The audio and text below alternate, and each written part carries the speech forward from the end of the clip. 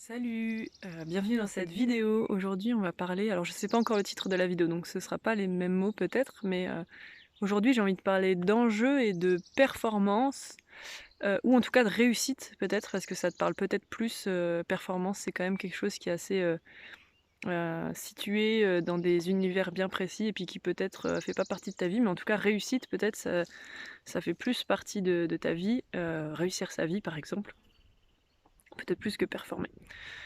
Hem, Moi, je me suis rendu compte en réfléchissant là ce week-end, j'avais envie de faire des vidéos cette semaine et puis du coup, je me suis dit: «Tiens, bah, ce serait quoi les sujets que j'ai envie d'aborder?» Il m'est venu que, quand j'étais basketteuse, professionnelle, donc c'était mon métier, heu, je remarquais avec beaucoup de frustration et beaucoup d'incompréhension, que quand je me fixais par exemple, tu vois moi j'étais hier donc je shootais beaucoup, à 3 points, donc assez longue distance. Si je me fixais un objectif sur une série, que je devais l'atteindre, voilà et je me rigidifiais un petit peu, sur un objectif, par exemple, on va dire 8 sur 10 ou 7 sur 10. Si je me fixais ça et que je mettais un enjeu en fait sur, bah, je dois y arriver, heu, je dois y arriver parce que alors il y avait plein de raisons, parce que, sinon je suis nulle ou parce que, je suis capable ou parce que, le coach me regarde ou parce que, faut que je me remette en confiance ou j'en sais rien. Mais en tout cas, faut que je réussisse, faut que je puisse atteindre ce 7 sur 10, sinon ça va pas. Donc là, c'était vraiment des enjeux forts, une exigence qui était forte sur, vis-à-vis de moi-même et vis-à-vis de ma réussite et en général, c'était bah, non, mais à chaque fois, en fait, c'est dans ces moments-là que j'étais la moins bonne. Mais vraiment, hein, c'est là où j'étais la moins performante, justement, alors que j'en attendais beaucoup de moi. Et bah, c'était dans ces moments-là où ben, j'étais moins bonne, quoi. Je pouvais faire 0 sur 10 ou 2 sur 10.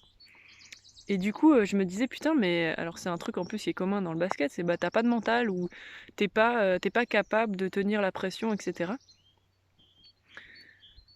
Et en fait, moi, la conclusion que j'en ai faite par rapport à du coup, moi je suis sortie du monde de la performance, on va dire, pour aller dans un monde plus de dépouillement et d'ouverture, hem, qui me convient bien maintenant.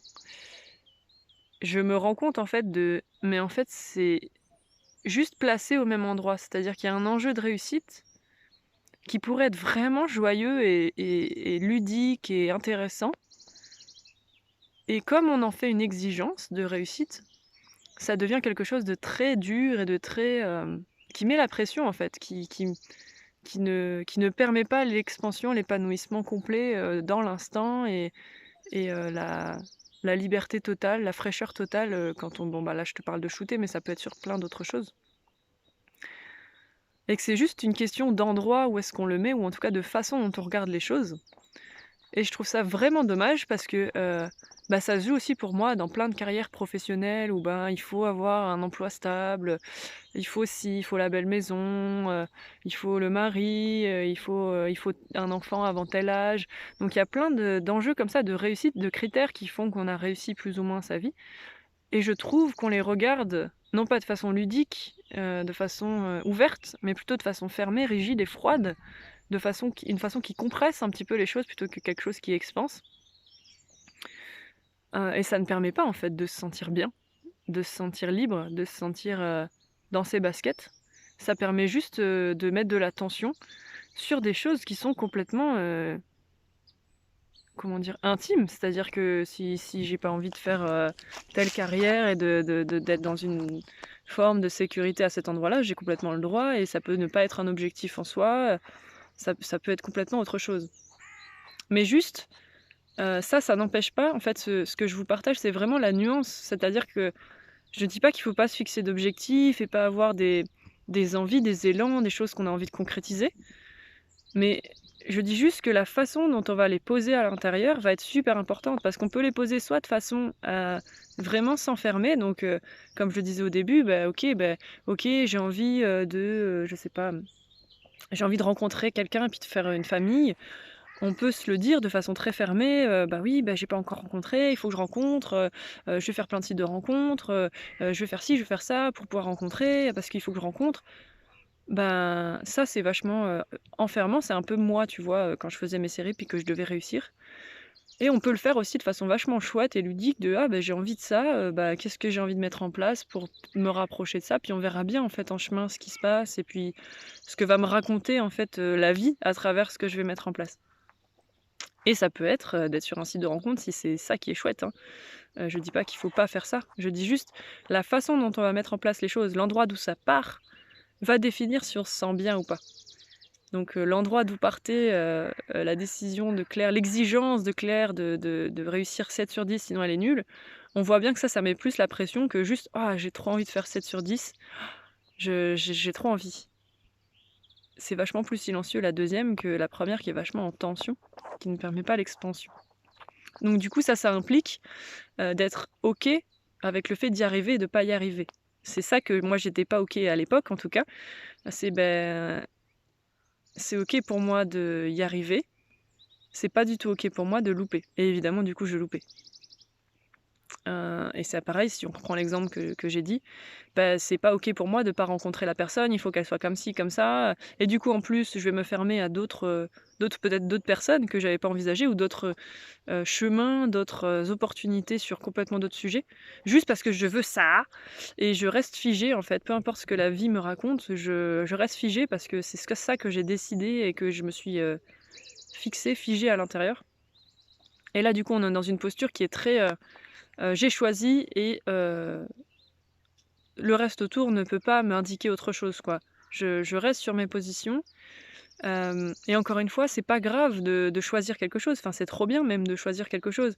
Je veux juste dire, je parle vraiment d'une rigidité dans le regard, d'un regard qui soit vraiment plus du tout ouvert et qui exclut complètement toute autre chose que ce qu'on a pu, s'imaginer, comme rencontre, comme vie, par exemple une rencontre et puis une vie de famille qu'on veut fonder.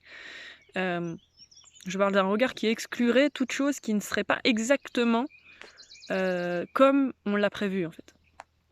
Le problème avec comme on l'a prévu, en général, c'est que c'est des projections mentales et je sais pas si tu le sais, mais le mental, il ne fonctionne qu'avec du connu. Et donc du coup, il va essayer de, je sais pas, choper un schéma de ta mère, de ton père et puis il va le calquer sur toi et puis il va se dire: «Tiens, bah, on va reproduire ça». Et du coup, tu vas chercher sans cesse, bah, un truc que ton mental a déjà vu, donc peut-être là, je sais pas, si je dis au pif, bah, c'est, ta mère avec la relation à ton père et tout ça. Et ben, ton mental, il va chercher cette relation-là, à recréer la même chose, parce que, bah, lui, il fonctionne avec du connu. Donc ce qu'il a connu, c'est ça, donc il va te faire chercher ça. Et c'est en ça que ça devient un regard rigide, c'est que du coup, en fait, tu t'obliges à aller chercher quelque chose que, en général, consciemment, tu voudrais même pas ça. Simplement parce que le regard est fixe, figé et qu'il n'est pas ouvert sur, les possibles, en fait. Et ça, c'est parfois très, très difficile à lâcher parce qu'on a vraiment des grosses tensions par rapport à ça. Si je reprends un petit peu la basketteuse, en fait, j'étais vraiment persuadée que j'étais nulle, tu vois? Donc ça, le fait de louper, c'était vraiment l'enfer pour moi. C'était vraiment, terrible, c'était la mort, c'était l'humiliation, la souffrance.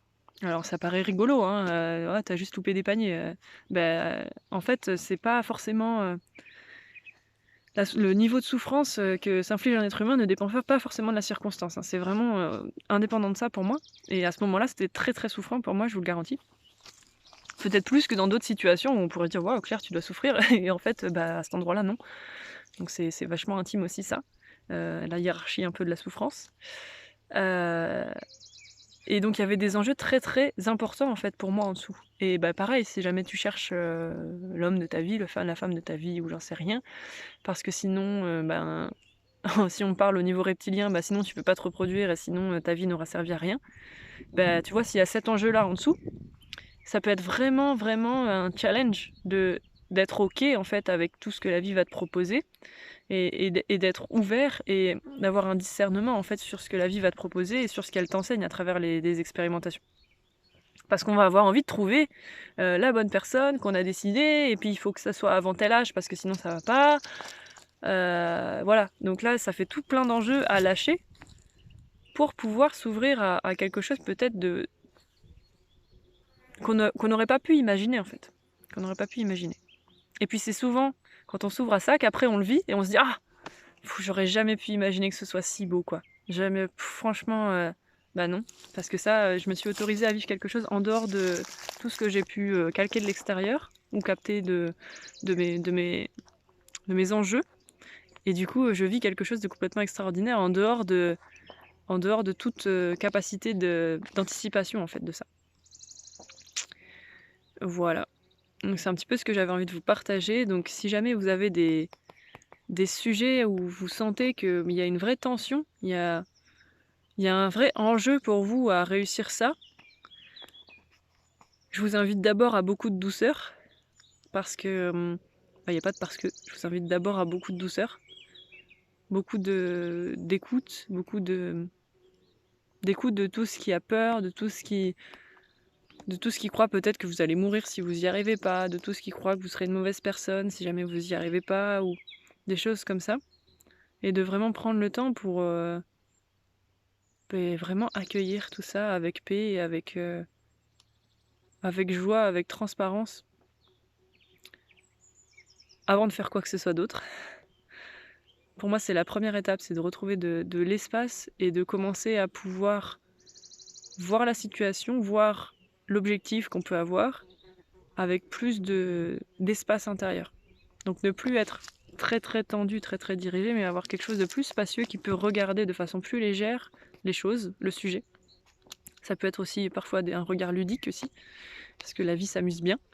Donc il n'y a pas de raison que nous qui sommes la vie ne nous amusions pas, au contraire.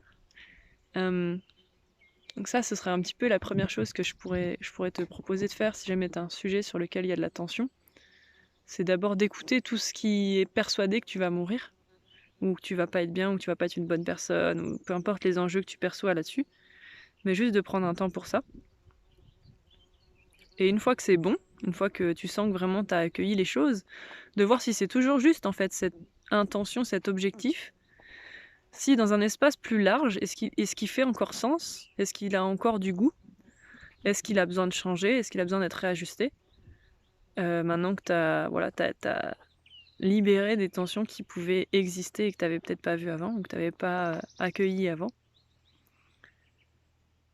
Et de voir ce qu'il y a du goût en fait, maintenant que t'as accueilli un peu plus les choses. Et que c'est plus les tensions qui te dictent, mais toi qui accueilles les tensions pour pouvoir mieux décider. Ce qui est complètement différent. Voilà. Et ben écoute, j'espère que cette vidéo a pu t'aider et que ça va pouvoir t'aider à diminuer des enjeux à des endroits qui te freinent et qui te crispent. Parce que c'est vraiment pas... Bah, c'est pas obligé. C'est pas obligé. Voilà. C'est pas obligé d'être crispé, c'est pas obligé d'être tendu. Tu peux vraiment trouver en toi l'espace de faire les choses avec plus de détente et plus d'espace. Trouver l'espace d'avoir plus d'espace, magnifique. Voilà. Allez, à bientôt les amis. Ciao ciao.